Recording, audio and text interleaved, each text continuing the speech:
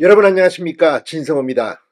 지금 더불어민주당의 이재명 대표는 본인 재판을 받느라 정신이 없습니다. 지금 4개의 재판을 받고 있는데 곧 기소되면 5개의 재판을 받게 됩니다. 그런데 이번에는 이재명 대표가 최측근인 김용전 민주연구원 부원장의 재판에 소환됐습니다. 이재명의 텔레그램을 검찰이 확보해서 법원에 추가 증거로 제출한 사실이 확인됐습니다. 자, 방금 전 동아일보의 보도입니다. 김용 재판에 이재명 대표가 변호인 단톡방, 그러니까 단체 텔레그램 대화방에 들어가서 이 여러 가지 발언을 한 사실이 드러났습니다. 검찰은 지금 민주당 인사들이 집단적으로 김용 재판에 관여한 사실을 의심하고 있습니다. 지금 이와 관련해서 김용 재판에서 위증 이런 걸 한 사람들이 또 걸려들었는데 이재명 대표와 민주당 인사들도 어떻게 될지 두고 봐야겠습니다. 아무튼 오늘 윤석열 대통령의 대국민 담화 기자회견으로 정치권 헤드라인이 장악된 가운데 이번에는 사회면에 이재명의 텔레그램 확보가 화제로 떠오르고 있습니다. 진성호의 융단 폭격 시작합니다. 이재명 더불어민주당 대표, 김용전 민주연구원 부원장을 융단 폭격합니다. 방송에 앞서 아직 진성호 방송에 구독자가 아니신 분은 붉은색 구독 버튼 눌러주십시오. 더 좋은 방송으로 보답하겠습니다. 검찰이 이 민주당 이재명 대표가 불법 대선 자금을 수수한 혐의로 재판을 받고 있는 김용 전 부원장의 변호인단 단체 대화방에 참여해 변론 방향을 제시하는 등 재판에 관여한 정황을 확보했다고 동아일보가 보도했습니다. 검찰은 김용의 재판 과정에서 이 위증교사 사건이 불거졌는데 민주당 인사들이 개입한 것으로 의심하고 관련 증거인 텔레그램 대화 내역 등을 재판부에 증거로 추가 제출했습니다. 자, 동아일보 취재에 따르면 서울중앙지검 반부패수사 1부 이준동 부장검사 수사팀은 이재명 대표가 김용의 정치자금법 위반 혐의 재판에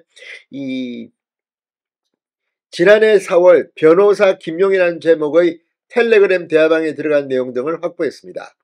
이 법원에 최근 제출한 이 텔레그램 대화방, 김용은 2021년 4월부터 8월까지 유동규 전 성남도시개발공사 기획본부장으로부터 4차례에 걸쳐 8억 4,700만 원의 불법 대선 자금을 수수한 혐의로 2022년 11월 구속 기소됐습니다.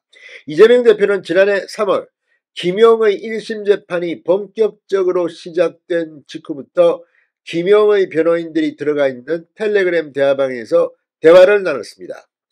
해당 대화방에서 이재명 대표는 변호인들에게 재판 상황을 파악하고 변론 방향을 제시하는 등 재판에 관여한 대화 내용 등이 담겨 있는 것으로 알려졌습니다.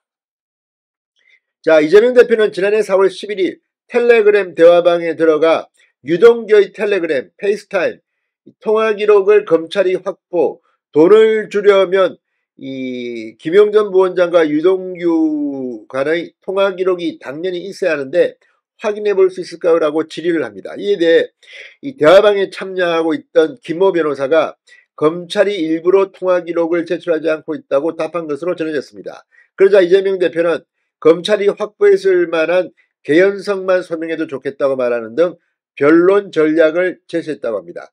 그러자 김 변호사는 그 부분에 초점을 두고 검토해 보겠다, 이렇게 답한 것으로 알려졌습니다.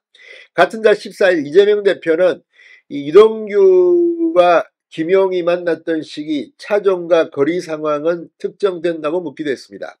이재명 대표는 김용의 재판 증거 기록들을 사진으로 찍어 변호인들에게 전달한 것으로도 알려졌습니다.